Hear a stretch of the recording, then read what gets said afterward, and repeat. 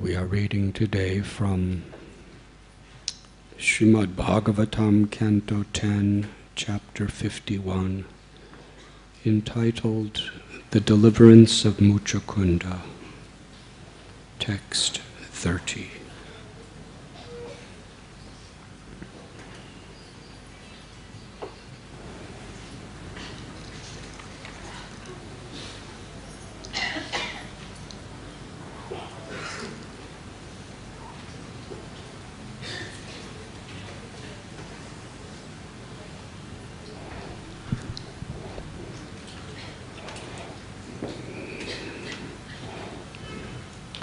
Muchakunda is expressing in this verse his eagerness to hear about the Supreme Personality of Godhead.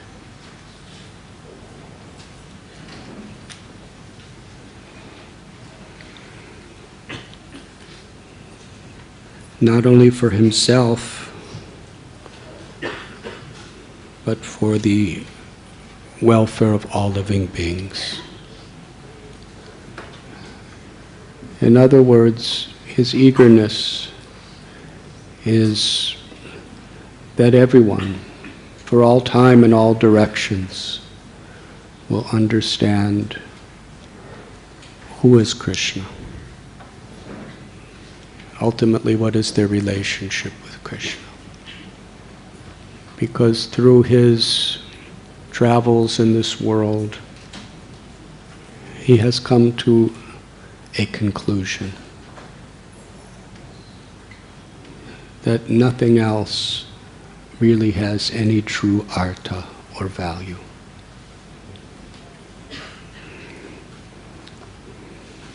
The word artha is sometimes defined as value. Anartha means what really has no value. When we disconnect our consciousness from what is really valuable, then we fall under this illusion, Maya, of thinking things that really have little or no value to be of great value. The human form of life is rare.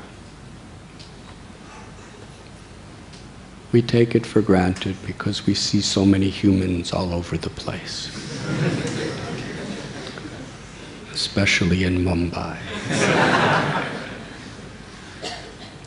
There's something like 15 million people here. But what is 15 million? We can be very proud that this is so many. But how many bacterias are in you? Just your body.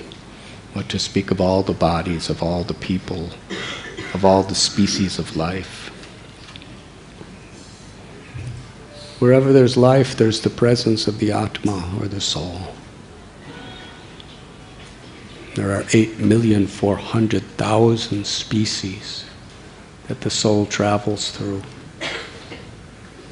And the culmination of this whole journey, going through the microbe, cellular, atomic little species, through vegetation of plants and trees, fish, insects, reptiles, birds, animals, and finally coming to human life. Human birth is actually rare.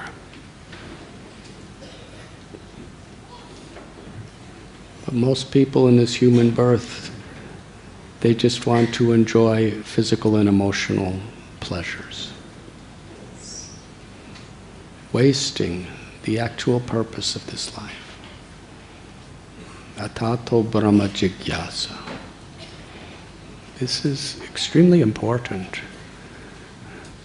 because the Vedanta Sutra is the essence of all the knowledge of all the Vedas. Srila Vyasadeva, he compiled the 4 original Vedas, Rig Veda, Atharva Veda, Yajur Veda, Samaveda. So many Upanishads, 108 primary Upanishads, many other Upanishads, many Puranas, 18 primary Puranas, the Mahabharata, Itihastas, Agamas. He and the great sages and rishis, they had provided so many various literatures to teach us how to live. Vedanta Sutra is the distillation of the essence of all this knowledge. And it begins with this proclamation. This means this, before even understanding what is about to be spoken in the sutras, this is the invocation. This is the statement to wake us up, so we take everything else seriously. And actually, unless we wake up to this point, we will not take our spiritual life very seriously. Atato Brahma Jigyasa. That now that you have taken this human life, which is actually so rare, it is time to inquire into Brahma, into the absolute truth. One of the ways that Maya deceives us birth after birth after birth is when she gives us something of value, artha. We don't understand its value. And therefore we chase after things and devote so much of our time for that which has no value to the soul. This human form of life is so valuable. But in Kali Yuga, because we see a lot of humans doing a lot of crazy things, we think, what is the use of this human life? We become depressed, we become suicidal, because we don't understand the value of this gift. The human life is actually only meant for one purpose, for self-realization. But we take it for granted. And then we crave for those things that were provided for us through all the other species of life. We want physical comfort. We want sensual satisfaction. We want some comfortable residence. We want to prove our strength. Yes? Whether it's sex life or wealth or power, all these mental and physical pleasures are available for the animals and for the birds. The big birds sometimes eat little birds. Yes? So what's so great about that? So big nations conquer little nations. What's the difference? The only difference is that birds are supposed to do that. But we're in total ignorance. That's why we do it. And yet we think we're so great. We make flags about it and everything like that. And write songs about it with our human intelligence. But actually, what people are chasing after has very little value. They're available for the dogs and hogs and all the other species. But there's one thing that they cannot really pursue with full hearts, and that's self-realization, and that's what the human life provides. So how serious really are we? And if we're actually serious, it is expressed through our eagerness to hear, our eagerness to learn, our eagerness to serve, our eagerness to put our spiritual practice in the center of our life. Certainly we do have these bodies and we do have these minds, and therefore we have to tend to them. We cannot neglect them. Because if a human being, unless one is extremely liberated, anyone else, if they neglect their body and minds too much, then their spiritual life becomes unsustainable. Because the Atma is still so connected and still so identifying with the body and mind. Unless we're really experiencing that higher taste of ecstatic love or liberation, then we have to take care. But with our purpose in the center. Everything in our life is oriented in such a way to facilitate our journey home to the real self, to self-realization. And that is actual intelligence. Intelligence isn't simply about making deals in which you could make a lot of money, or convincing people of whatever you want them to be convinced of, or making incredible architectural designs that do not fall down during earthquakes. There's so many types of intelligence. But real intelligence is how to keep the real value of life in the center, and somehow or other orchestrate and orient everything else we do for that purpose. This is what Bhagavad Gita is teaching us. Yat karoshi yadasnasi yajjohoshi dadasya. Krishna tells Arjuna, whatever you do, do it as an offering to me. You have a family, you have a home, you have an occupation. Man mana bhava mad bhakto. But always think of me, always be my devotee. In other words, whatever you're doing should be as an expression of your devotion. And we should be eager to do that. Real tapasya doesn't mean austerity that because it's difficult somehow or other we get it done. Real tapasya is when we're excited and eager to do it because it's for Krishna. That means whether we're in military, like Arjuna, or like we're in business, or we're in farming, or we're in medicine, or whatever it may be, in the ashram, we're eager to do everything we do to facilitate ourselves and others to love Krishna.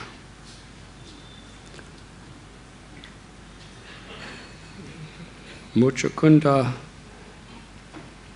he's expressing to Lord Sri Krishna that I am very eager to understand who you are. And I'm very eager for you to speak so everyone will understand who you are.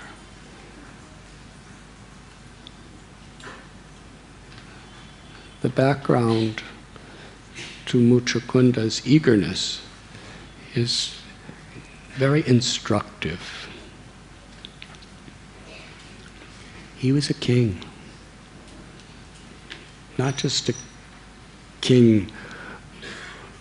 Today, most of the kings and queens, they don't have much power at all.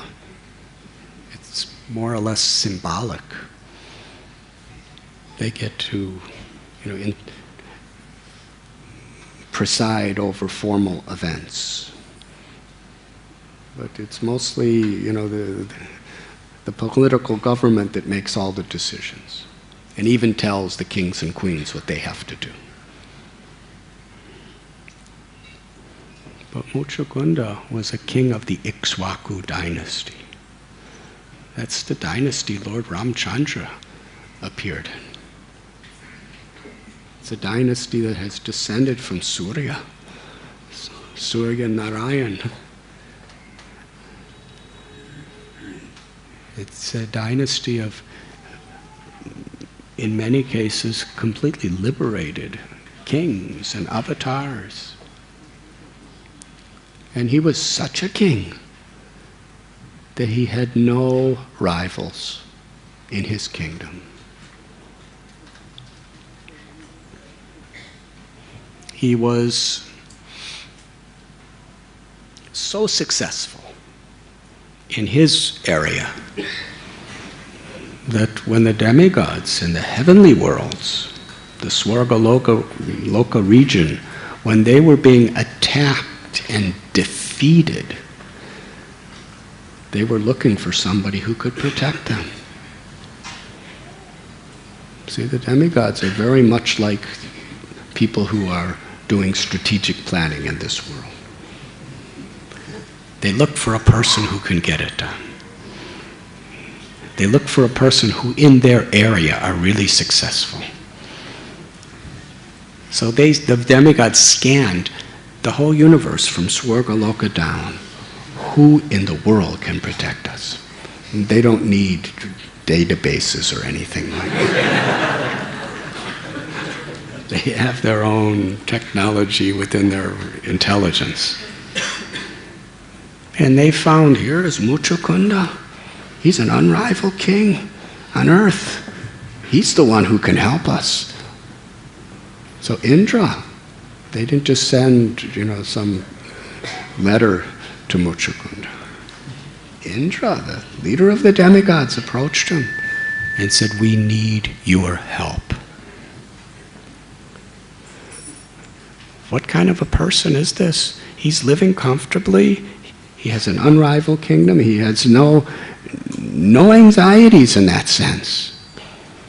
And he's going to somebody else's place to fight against the most powerful warriors.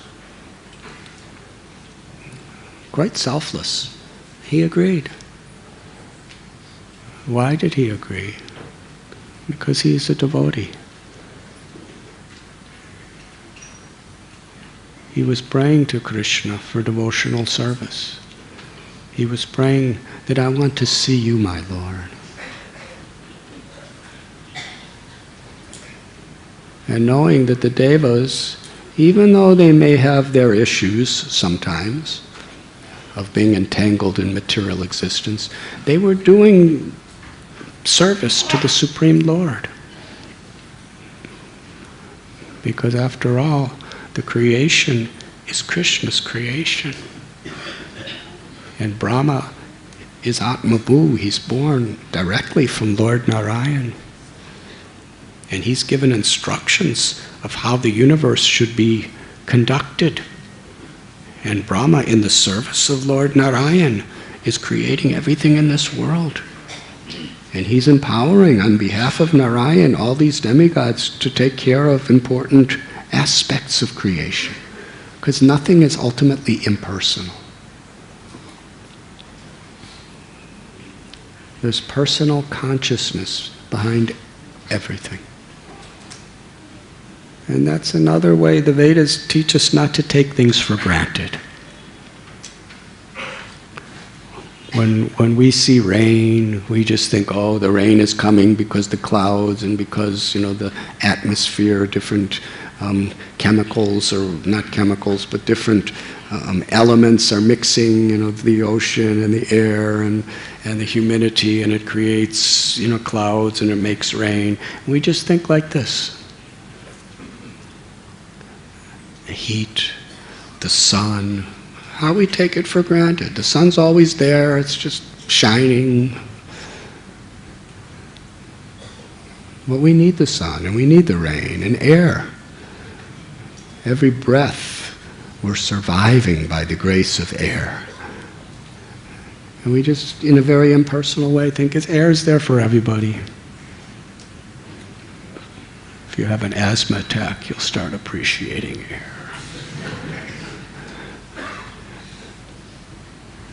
But actually, the civilized Vedic culture teaches there's a person behind every one of these aspects. It's all ultimately being given by Krishna. But Surya, Vayu, Agni, they are on behalf of Krishna providing for us. So the worship of demigods is a very high culture, in the sense that it's not taking things for granted. It's not taking things in an impersonal, ungrateful way. It's actually trying to reciprocate with all the different gifts on every level that we're receiving.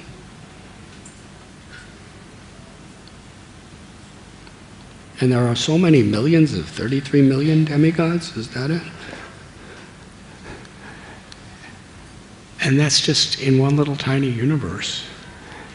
And they're all just trying to manage what Krishna has created. Yes, that's Krishna.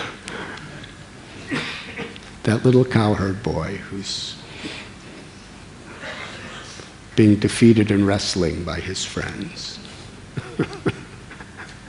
He's created such a universe that it takes this many department heads just to keep it going.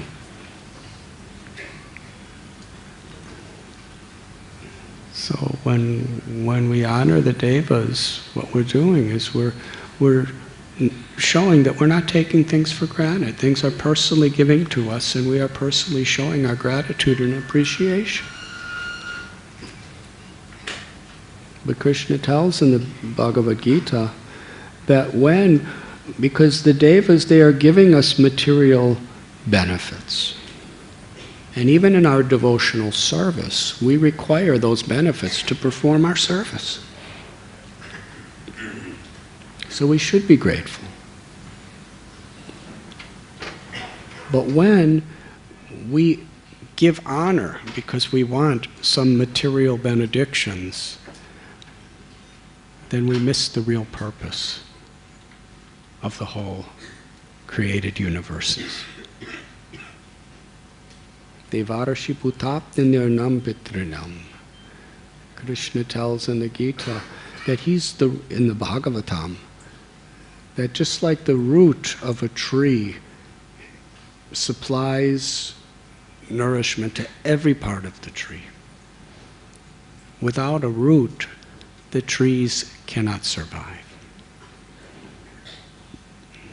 I was recently in one place. It was near Washington, D.C. And there were very beautiful waterfalls. So some devotees, we went to the waterfalls. And on our way back, we saw this incredible tree. It's a large tree. It was totally hollow. It was just bark. It was just the outer shell, and large tree. You could walk right into it. In fact, I did. With 2 other people. We were just sitting there chanting japa inside this tree. And you look up and it's just like a room. It's totally hollow. In the front of it, it's just air. There's nothing there. And on the 3 sides, although it's round, It's just the shell with nothing inside. And you look up and it's like that as far as you can see. So it's quite incredible. But then when I went outside the tree, I appreciated something I didn't so much before I went in. Is the tree has millions and millions of leaves and flowers on it. It's completely healthy, fresh. Maybe not millions, but thousands. It was filled with leaves and some flowers also.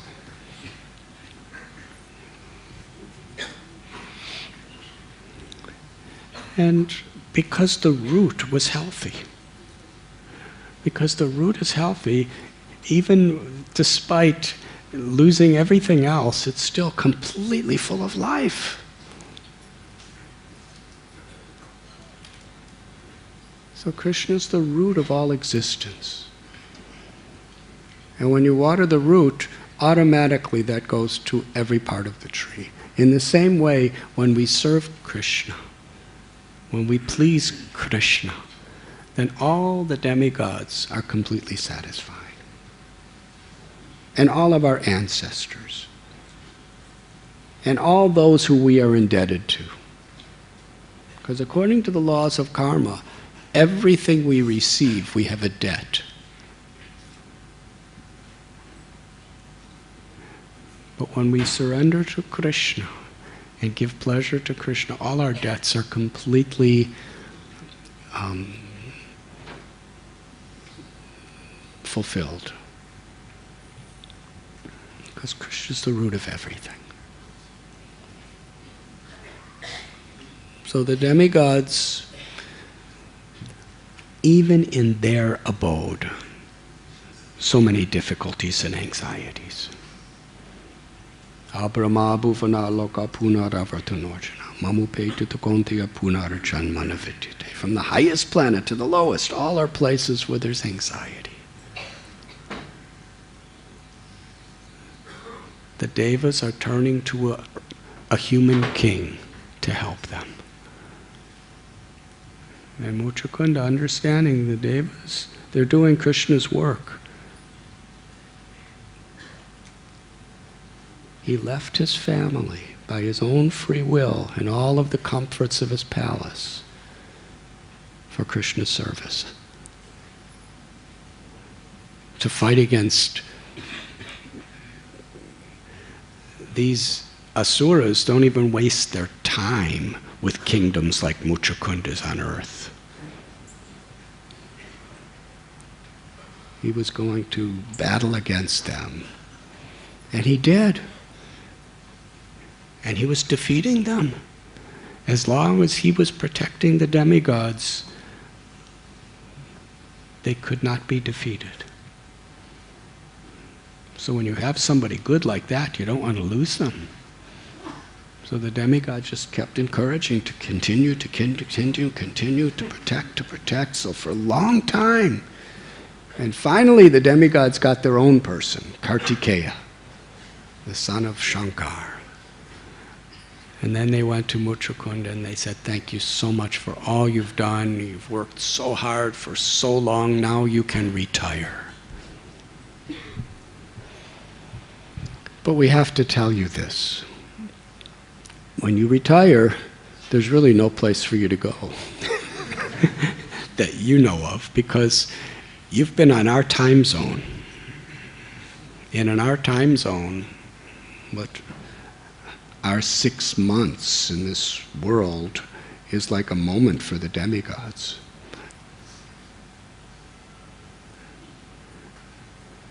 So your wife, your children, your friends, all your family, all your palaces and wealth, everything has died long ago. But because you're up here with us, you lived. Just like the tides within the ocean, there is the tides of the waves. They wash away things on the shore.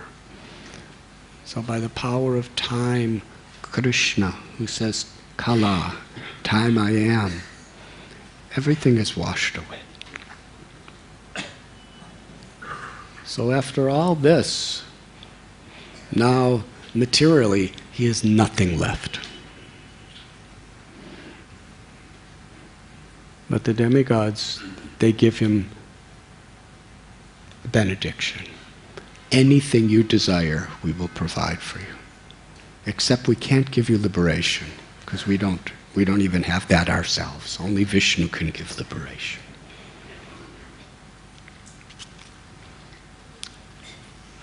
So, how would you like to all of a sudden get that news? From the story, it doesn't appear that he was aware that everything was going to die while he was, everyone that was dear to him. It's just being told to him at the end.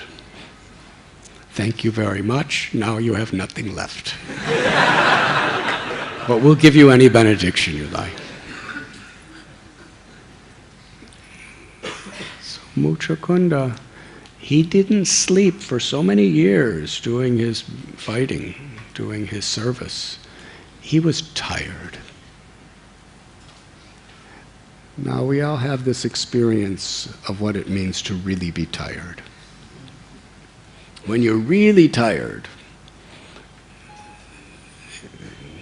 nothing really has any flavor except sleep. Yes. I see some of you are exhibiting these emotions at this very moment.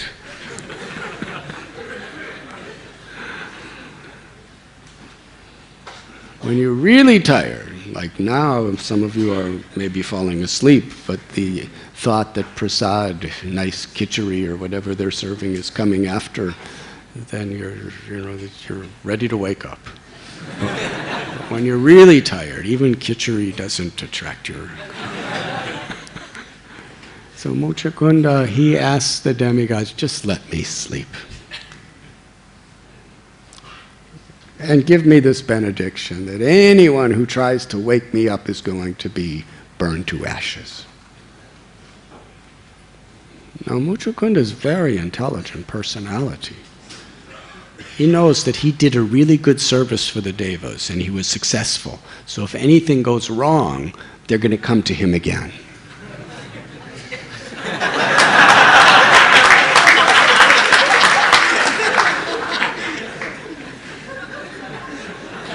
So he had his psychological way of preventing this from happening.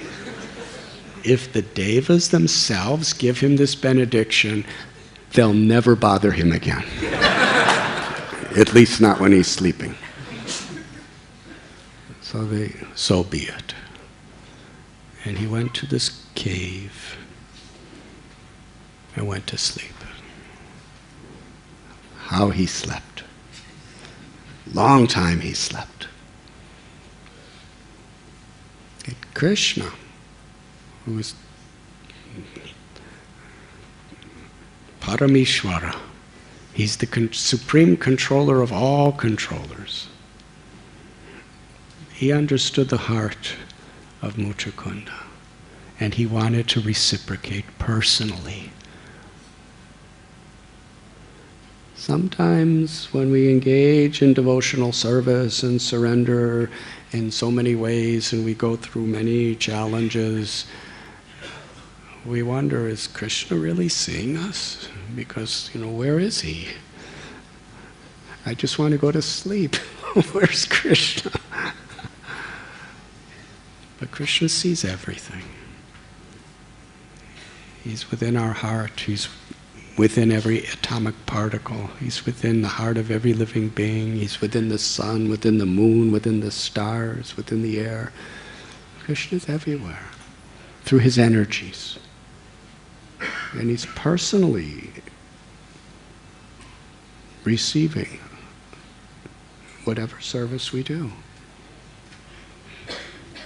especially when it is through his devotees. So we find in so many stories, Mahabharata, Ramayana, Srimad Bhagavatam, the lives of saintly persons, that oftentimes it doesn't appear that Krishna is personally reciprocating for a long time. But actually he is. He's personally reciprocating with us at every moment. And this is why it's so important to be eager to hear this message. To be reminded that Krishna is personally reciprocating with our devotional service at every moment. Ishvara sarvabhutanam hrideshya arjuna tishtati, from within the heart and from his eternal abode when we are engaged in Krishna, in bhakti. But our expectations of time are different than Krishna's. And when we come to the path of bhakti, we're actually entering into Krishna's time zone. And that's why a devotee should be enthusiastic and patient. Because if Krishna doesn't immediately manifest himself to us, he could. It's because out of his sincere love, this is what's really for our benefit. And for the benefit of those around us too. And to have faith in this is very important for our spiritual development. That any little thing we do, if we sweep the floor, if we cook an offering, if we distribute a book, if we speak Harikatha, if we offer a prayer, if we chant the name, Krishna's, if it's done with sincerity and devotion, Krishna is personally reciprocating.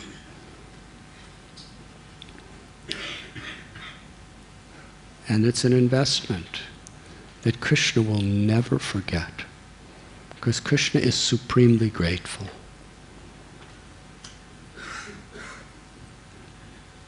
But he doesn't reveal in a very personal way that reciprocation on a physical level that we may be able to sensually experience or even mentally experience.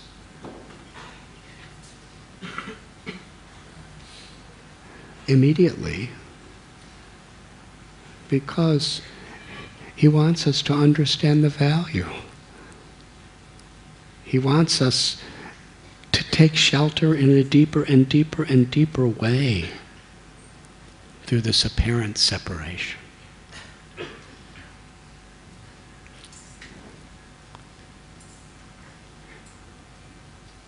So how did Krishna give this ultimate experience of himself to Muchakunda?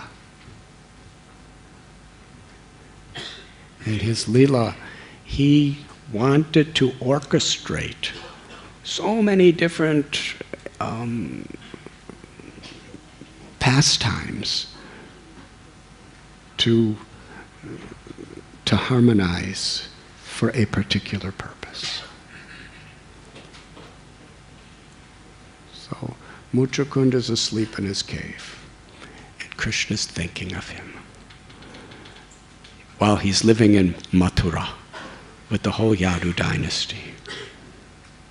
Krishna had left Vrindavan some years before, and he was presiding in Mathura. And there Ugrasena was king. Krishna had already delivered Kamsa. Years have gone by. The residents of Vrindavan are crying in separation from Krishna. Every moment is like 12 years, like a millennia or more. Yugayatam nameshena chakshusha pravrashayata. A nimesh 1/12 of a second seems like yugayatam, like a yuga. Hundreds and thousands, millions of years. It's not just a poetic conception. That's actually the feeling of these devotees who love Krishna in Vrindavan. And meanwhile, Jarasandha, Krishna is so intelligent, supremely intelligent. Paritranaya sadhunam vinashaya chaduskaram. He came to the world because he wanted to protect the pious, annihilate the miscreants, and establish true dharma. So he promised Bhumi Devi, Mother Earth, that he would relieve her burden. So Jarasandha, he was the father of the two queens of Kamsa. And even though Kamsa did so many atrocities to so many, he was so wicked, so evil, he imprisoned his own father, he imprisoned his own sister and brother-in-law, he killed so many people, he sent so many demons to kill Krishna. He sent Putana to kill every baby that was born in a certain time. What a mean person. Why? Because he just wanted, because they were interfering with his material enjoyment. That's to the extent the false ego can bewilder a person. So his two daughters came to him and complained against Krishna. Our husband was so nice, and Krishna is such a rascal, he killed him. Jarasandha was very angry. He vowed to exterminate the Yadu dynasty as well as Krishna. So he attacked with 23 armies. An Akshohini division is an entire, fully equipped army. He had 23 Akshohinis. That means 23 armies, and he was leading the way and attacked Mathura. Krishna and Balaram came out, defeated all the 23 armies, and then captured Jarasandha. And Balaram was about to do something to him. Krishna said, "No, let him go." Krishna's plan was very strategic. That Jarasandha was so influential. All the demoniac kings from all over the world, he would gather them to attack Krishna. Because nobody could say no to Jarasandha. He was very senior asura.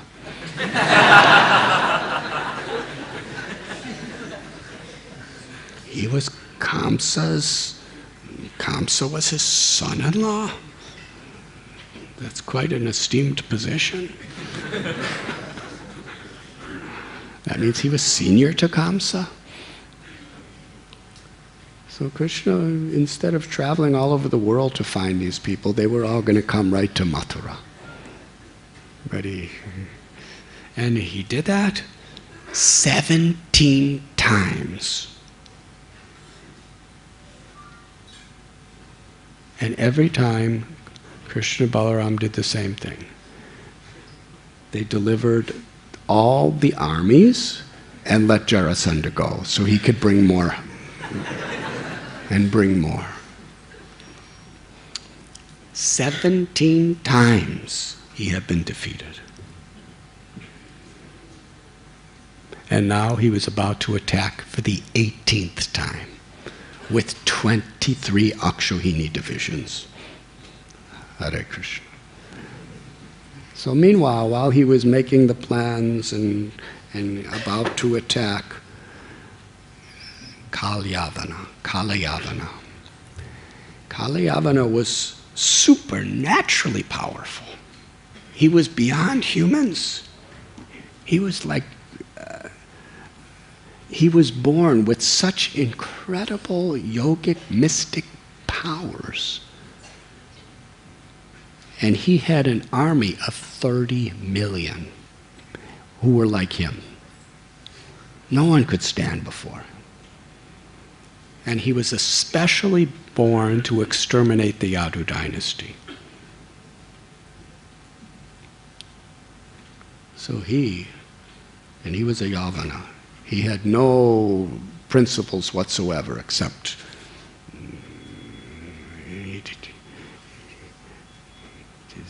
in other words, killing and looting was just way of life for him.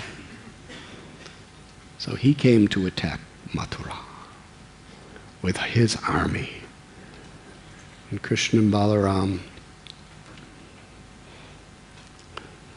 they were thinking Kali Yavana is on one side, Jarasandha is going to be coming on another side.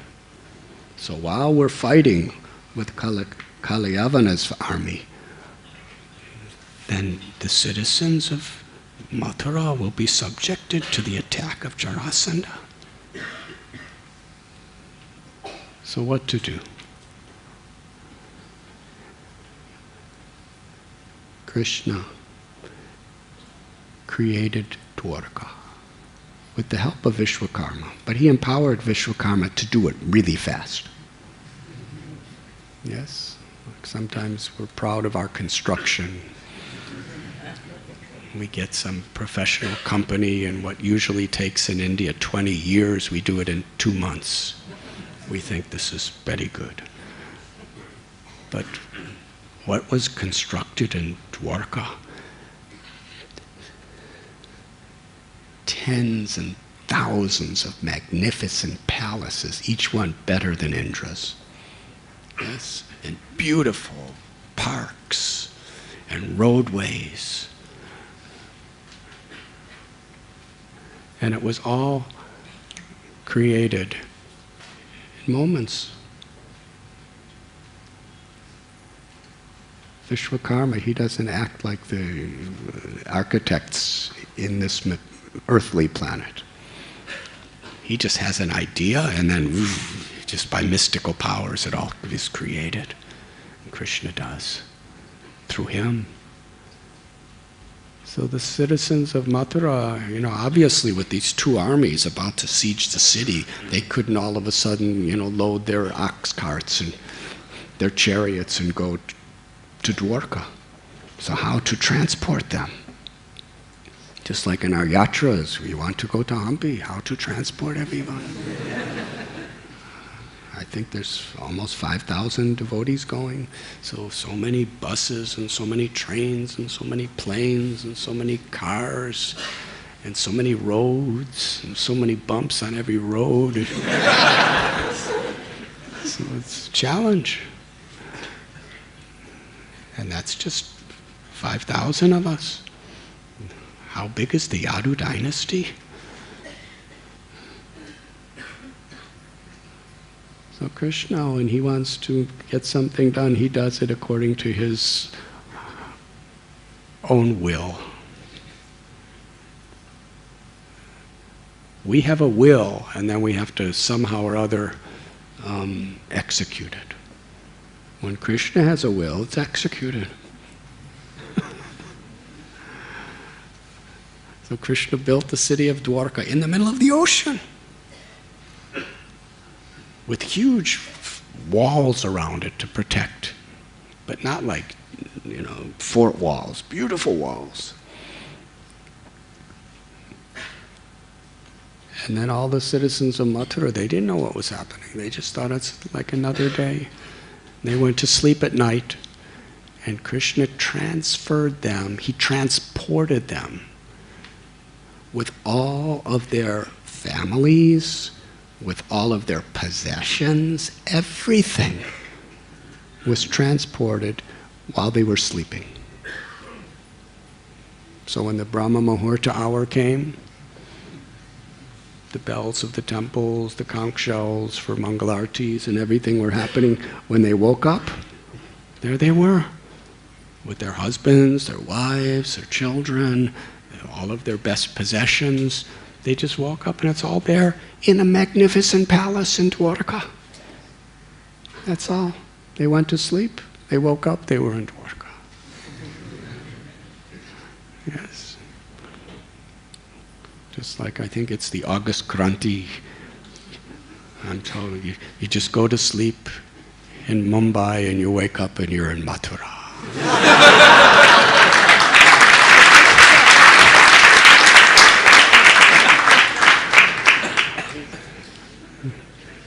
We are very proud of our railway system.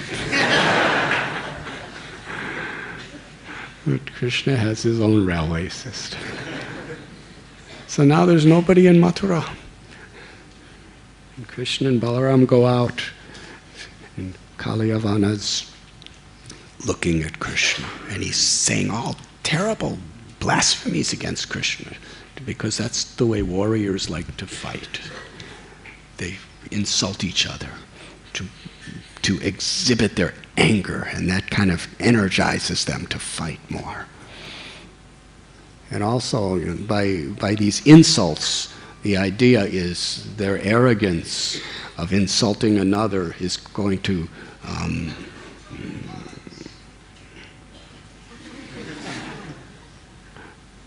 create some sort of fear in the other. So Kalyavana is blaspheming Krishna. And Krishna just walks up to him. No chariot, no weapons. Just like very casually, Krishna just walks out of Mathura into the battlefield. And even though Kalyavana was, according to these purports, a barbarian, that means he was very, very, violent person. He respected the codes of Kshatriya honor. And because Krishna was not on a chariot, he got off his chariot. And because Krishna had no weapons, he put down his weapons. He was ready to fight Krishna with his hands. And Krishna walked right up to him. Kalyavana, fight me, fight me. Krishna didn't even look at him. Here is this. Kalyavana was a giant. He was huge, and he's challenging Krishna with 30 million soldiers around him, and Krishna just walks by him. And he starts calling Krishna coward. Krishna just keeps walking. And he goes to grab Krishna. But Krishna's just not even centimeters away from him. He can't touch Krishna. Krishna didn't want him to touch him. So he's grabbing, and he can't touch Krishna. Krishna's walking, and he starts running after Krishna. And he was really a fast runner. He had mystic powers. He could run, he could fly, he could do anything he wanted. He started running as fast as he could. Racing. And Krishna just kept walking. And he wasn't walking fast, he was just walking. Very relaxed. Now, how is this? Inconceivable. This gigantic asura is running as fast as he can at Krishna's relaxed pace, walking, and however fast he ran, he was always the same distance away from Krishna. Just not even an inch. He couldn't touch Krishna. He was getting so frustrated. He was running faster. He was so...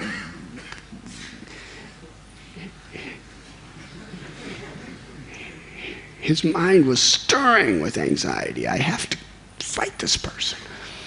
I was born to kill this person.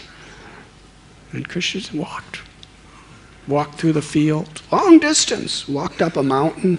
Kalyavana is right behind him all the way. And Krishna goes in a cave. He goes into the cave, and it's dark. And he sees someone sleeping. This is the ultimate insult. I'm challenging this person to a fight, and he's not even looking at me. He doesn't even give me any credibility to me. He doesn't even acknowledge my existence, and here I am, the greatest of the warriors. And now he goes to sleep. So he was very angry. And with all of his strength, he kicked this sleeping body, thinking it was Krishna. But it was Muchukunda. And Muchukunda slowly opened his eyes. It was dark. It took a few seconds for him to adjust to the darkness in the cave. Then he looked around. Looked to the right, looked to the left, looked up, looked down, and then he saw Kalyavana. And with much anger, he stared at Kalyavana. The fire element within the body of Kalyavana all of a sudden went really in a wild state.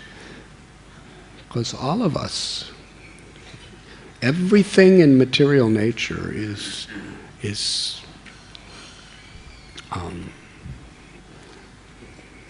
earth, water, fire, air, and ether. That is the content of material, gross material energy. So we have the fire element in our bodies. And when we get sick, fever, sometimes that fire element, increases. Oftentimes to try to burn away different types of diseased elements within us. But his fire element instantly set his entire physical body on fire. And within a second, all that was left of this great hero was ashes. So Muchukunda, after doing that, Krishna stepped forward. And he had 4 arms and a beautiful, beautiful complexion, like a monsoon cloud, and lotus-like eyes. And he had brilliant golden cloth around his body. And Muchukunda, in today's verses, is asking Krishna, who are you? You appear to be the supremost of all humans. But he knew he was God. He had that realization. And he's saying, I am very eager to understand who you are. Krishna is giving him personal darshan. And then before Krishna even speaks, Muchukunda introduces himself and tells his own life story.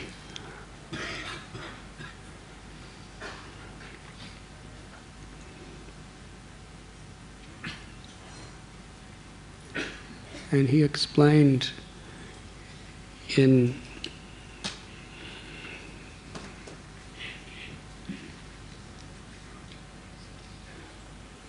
He explained who he is.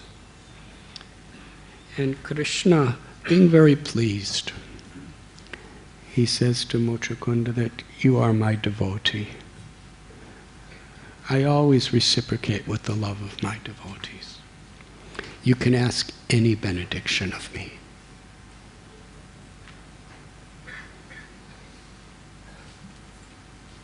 Krishna's offering him anything he wants. And Muchukunda is about to express his heart to Krishna.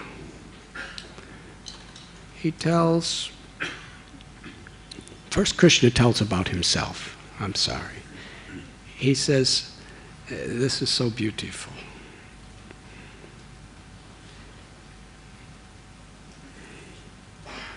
My dear friend, I have taken, the Supreme Lord said this, my dear friend, I have taken thousands of births, lived thousands of lives, and accepted thousands of names. In fact, my births, activities, and names are limitless, and thus even I cannot count them. Said even after many lifetimes, if a person counts every particle of dust on the whole of the earth, they still cannot finish counting my qualities, activities, names, and births. O King, the greatest sages enumerate my births and activities, which take place throughout the 3 places of time, but never do they reach the end of them.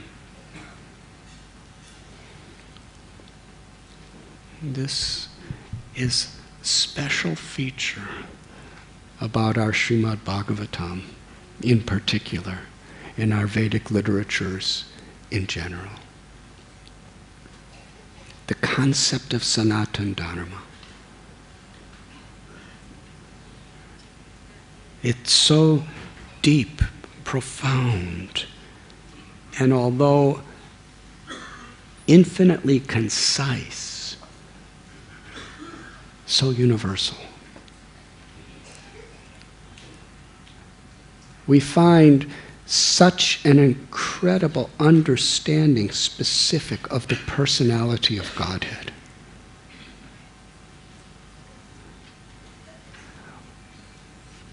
Shyam Sundar, his beautiful form. What his eyes look like, what his nose looks like, what his ears look like, what he's wearing, what his voice sounds like, where he lives, what his abode, great details about the nature of his abode, what he does, what he likes. The Vedic literatures give such detail about the Supreme God, and how that one Supreme God, who we understand so specifically, so personally, with such incredible detail, and it's revealed in this way because Krishna's all attractive. And just by hearing and meditating on Krishna in this way, our love awakens.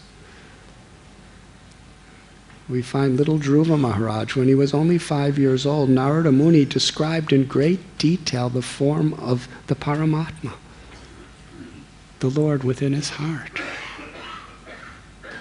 And little Dhruva could meditate on that form.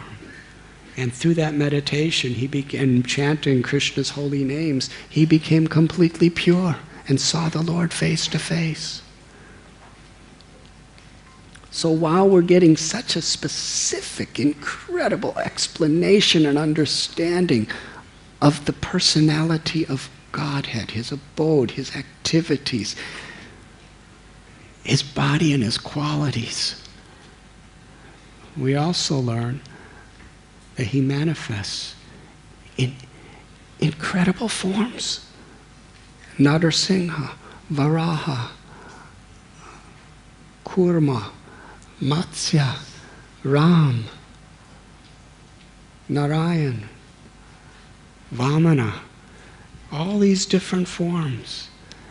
And these are just the prominent forms that we understand. But Krishna is explaining here that the amount of names that he has and forms and qualities that he performs when he descends into this material creation are limitless.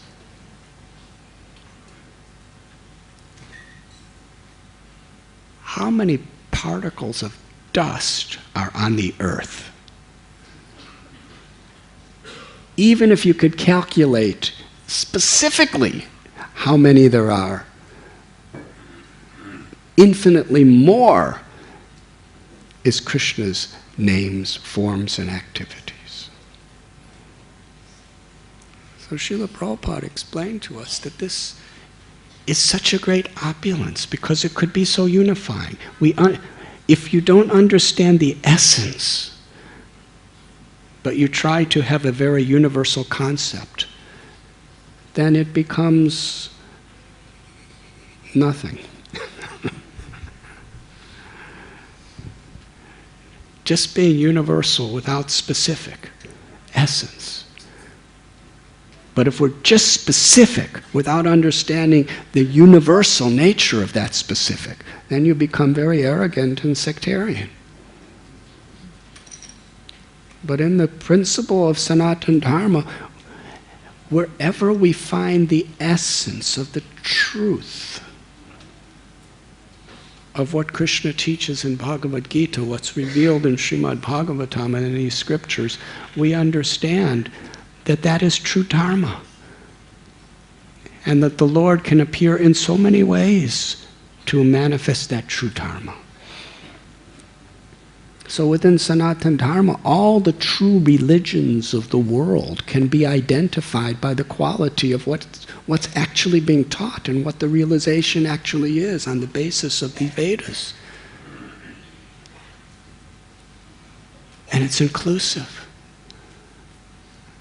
Bhaktivinoda Thakur, he understands that the Lord of all these, of Christianity, of Judaism, of Islam, of even Lord Buddha himself, these are all being manifested by Krishna. And these are just a few of the religions that are around today, at this little era of Kali Yuga. But what to speak of within the whole creation? According to time, place, and circumstance, yada yada hi dharmasya glanir bhavati bharata, the Lord appears. So we could love Krishna in all of these different forms because we understand what the essence is. Bhaktivinoda Thakur wrote in one place, when I go to another religious person or another religious place where the Lord is being worshipped, even if I may not understand what's going on so much, I feel my beloved Krishna being loved and served by people in another way, in another form. That's Thakur Bhaktivinoda. And this is very much being confirmed here.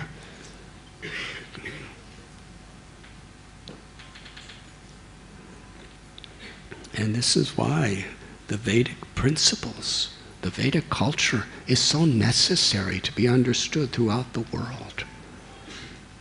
Because even people of other faiths can understand the universality by understanding the essence of who Krishna or who God actually is. And rise above arrogance and hatred.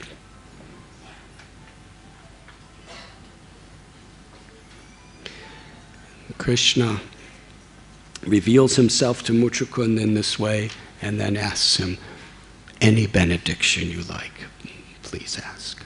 I have come in this form as the son of Vasudeva. Therefore my name is Vasudeva. Mother Earth, Bhumi Devi, along with Lord Brahma, called me to the earth to cleanse the world of the asuras and attract people to my loving pastimes. So this is how I have appeared today. And when he asked for a benediction, Mochakunda's reply,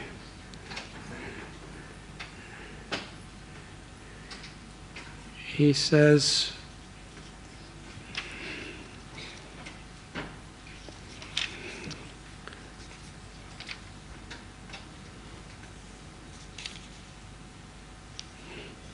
Krishna tells Muchukunda that in the past you have prayed to me, therefore I have appeared to you. Ask anything you like.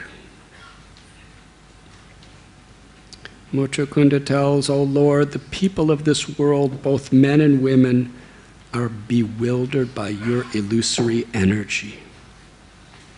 They're unaware of the real benefit of life, which is to worship you, to love you, to serve you." And he explains that this is the only thing of real value. Everything else will come and go. I have wasted all this time becoming more and more intoxicated in my domain and opulence as an earthly king. Each and every one of us is a little king of our own little domain. All men and women, whether it's a little house or whether it's a little straw mat in the street, whatever we have this tendency that I am the king of my little earthly domain. And we have to catch ourselves. I remember at one time I was sleeping when I wanted to renounce everything of the world and seek God. Sometimes I was in a jungle, and I'd sleep in a little cave or under a tree. And I sometimes caught myself. I would come and I would see some other sadhu sleeping in my cave. And I'd think, what is this?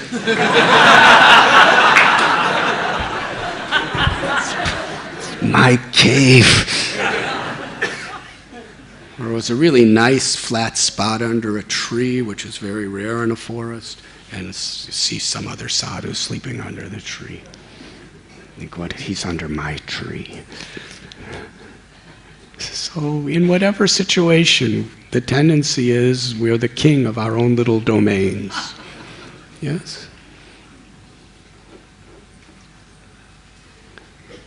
Muchakunda was actually a king who had a massive kingdom. But he's speaking for all of us. We're intoxicated by domain and opulence as an earthly king. With deep arrogance, I took myself to be the body. He explains his realization. There's not much difference between his body and a pot or a wall. They're just different combinations of the same elements. The only difference is the soul happens to be in this little pot or wall. And we're thinking myself a god among men. I traveled the earth, surrounded by my charioteers, elephants, cavalry, foot soldiers, and generals, disregarding you as in my deluding pride.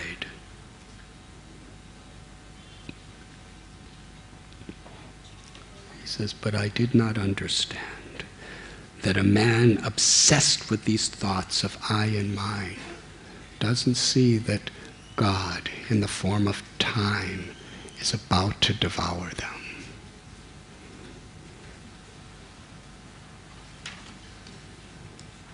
And even the body of the greatest beauty queen or king ultimately becomes either ashes or nourishes worms, or becomes the excrement of those worms. That is the inevitable destiny of all physical bodies. And even having conquered all directions, and even being free of all conflict,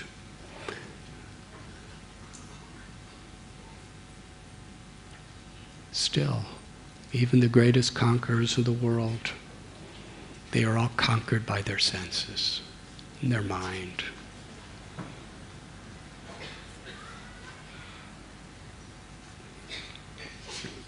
And then he comes to his conclusion. When in the material life of a wandering soul has ceased, O Achyuta, he may attain the association of your devotees. And when one associates with devotees, then devotion to Krishna awakens within the heart. Bhajahuremana Sri Nandanandana Abhaya Charanadavindane Durlabhamanava Janama Satsange. That, my dear mind, please worship Sri Nandanandana. This human life is so rare, but the rarest, most valuable thing in all of human life is the association of devotees.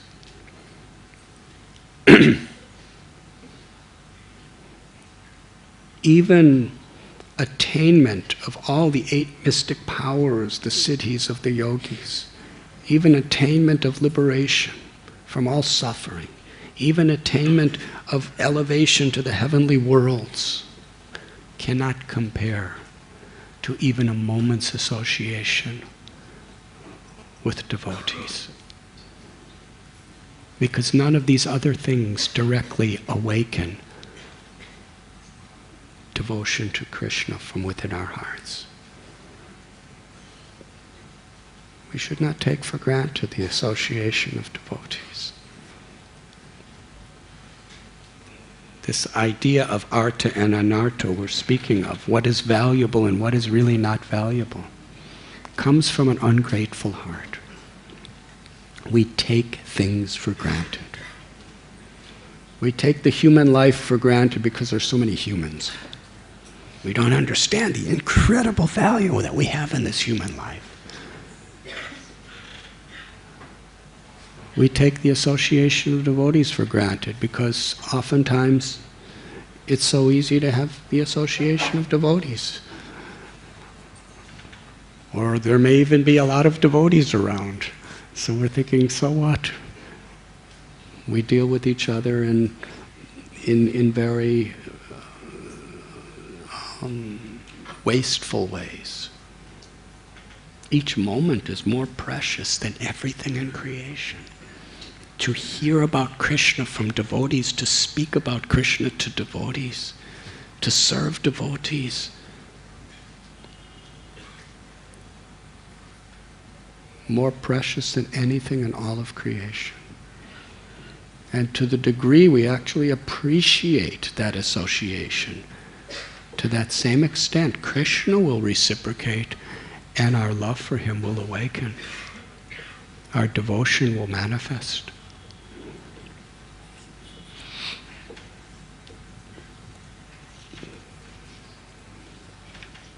Muchukunda is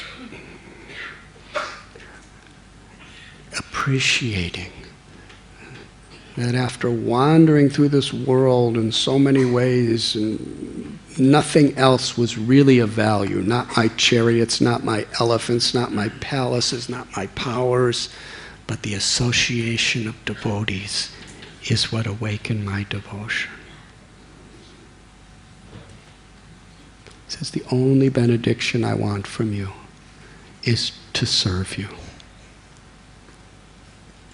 You are beyond the 3 modes of material nature. You are beyond the powers of time in this world.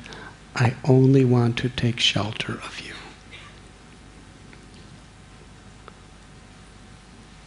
Krishna was so pleased.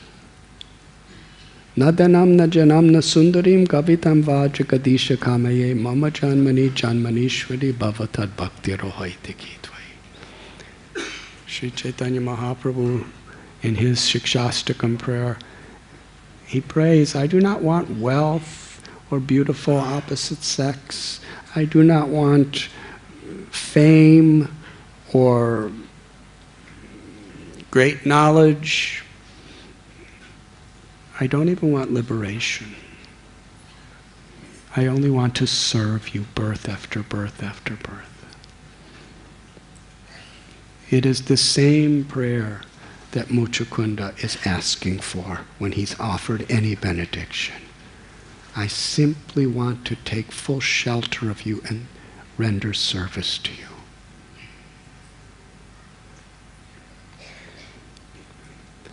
Krishna, being very pleased, he tells Muchukunda, I only offered you material benedictions just to show how great you really are.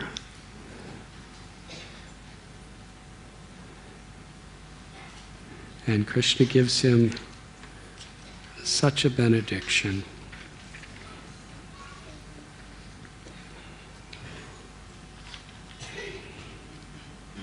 He says, the minds of non-devotees who engage in such practices as pranayam are not fully cleansed of material desires.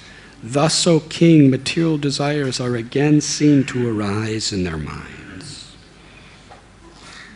In other words, just by doing practices, if we do those same practices but with the desire for pure devotional service, under the guidance of pure devotees of the Lord, then the result is we don't want anything except to take shelter and to serve with love.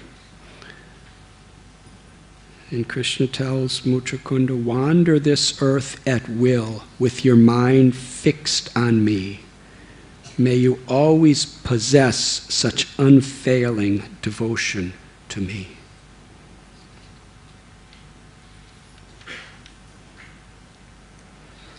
And then he tells King Muchukunda that through your life you will always be fixed in loving remembrance of me, wherever you may go. And in your next life, he said, you will become a Brahmin. An excellent Brahmin, and the greatest well-wisher of all creatures. And certainly come to me alone. This is the greatest benediction Krishna gives. While we are on this earth, that we can be the greatest well-wisher of all creatures. That means to inspire others to love Krishna. To see every living being in all species of life, all creatures, to see them in relationship to our own service to Lord Krishna. And this was the principle that Sri Chaitanya Mahaprabhu put great emphasis on, and what Srila Prabhupada, our beloved founder Acharya, took as his life and soul. To be instruments of Prabhupada and Mahaprabhu's compassion, of being the greatest well-wishers for all creatures. And then naturally we come to Krishna alone. And of course it begins among ourselves, to be the greatest well-wishers of each other. That's what the Society of Devotees is. It's where we are really the greatest well-wishers of each other. And then as a family, we expand that well-wishing affection toward all creatures. Thank you very much.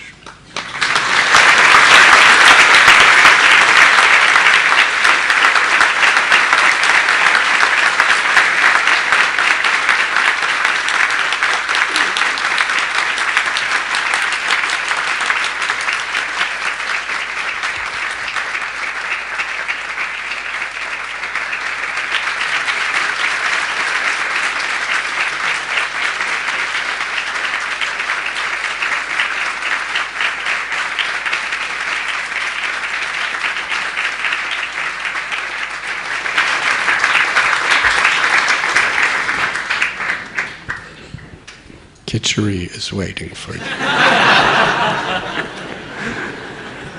Hare Krishna.